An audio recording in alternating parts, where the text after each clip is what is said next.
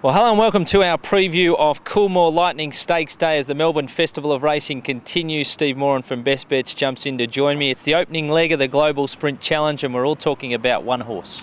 We certainly are, Sean. Black Caviar. And look, I'm going to admit, on film, I get a bit teary at chick flicks. I turn away at the scary parts in movies. So I'm going to go there on Saturday, one of those people, one of those punters, hoping and praying that she wins. Watching the race almost with apprehension. I mean, the build-up is so big.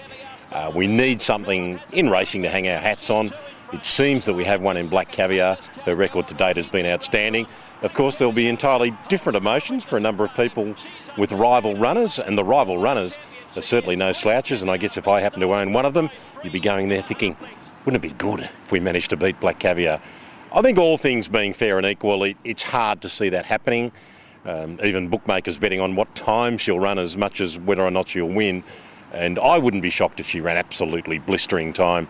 You look back at her first start in a race, she ran 56.6 on a dead four, second race on the program, unextended, inexperienced.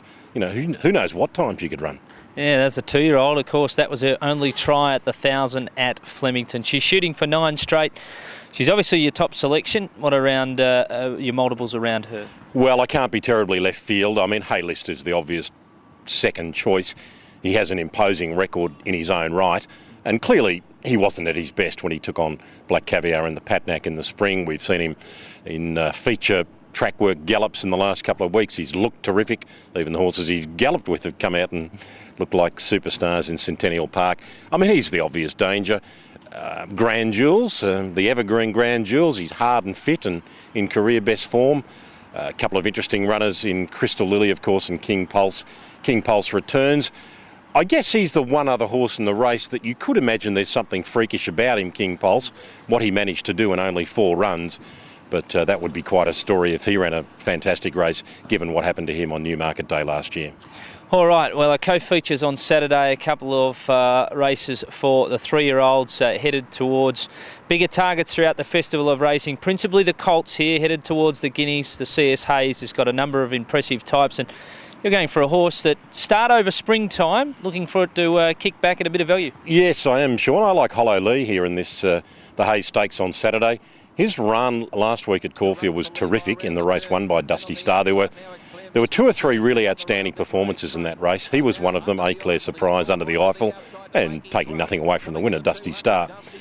I like the fact that he won the Stud on a quick back up in the spring. I like the fact that he's been to Flemington once and won at this distance.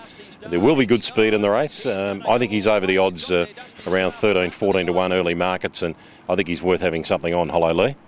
All right, and of course our other feature is the Vanity for the fillies. Who have you settled on here? I find this quite a tricky race, Doremi for Peter Moody. Very short and early markets. She might well blow them away, but I couldn't take the short odds about her for a couple of reasons.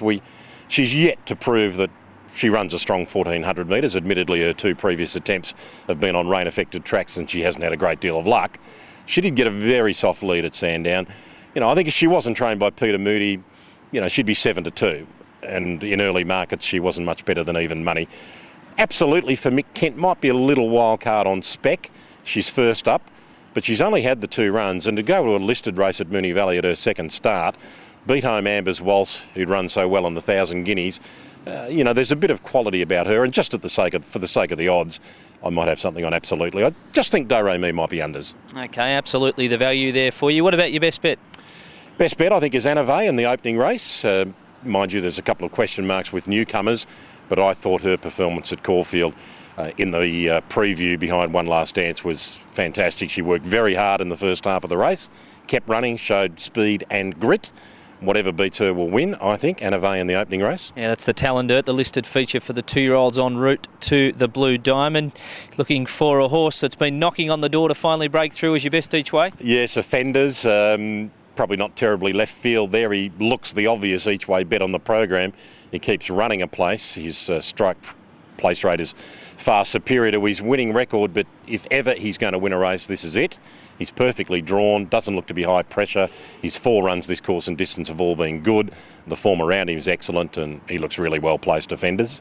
And you pushed us into Hollow Lee earlier on. He'll be your best roughie. Should be good odds. Yeah, I think so. I think he's the best of value. I think it's probably worth having something in him on Saturday, and maybe even a very small bet on him, and maybe a clear surprise for that man Moody in the Australian Guineas at this stage.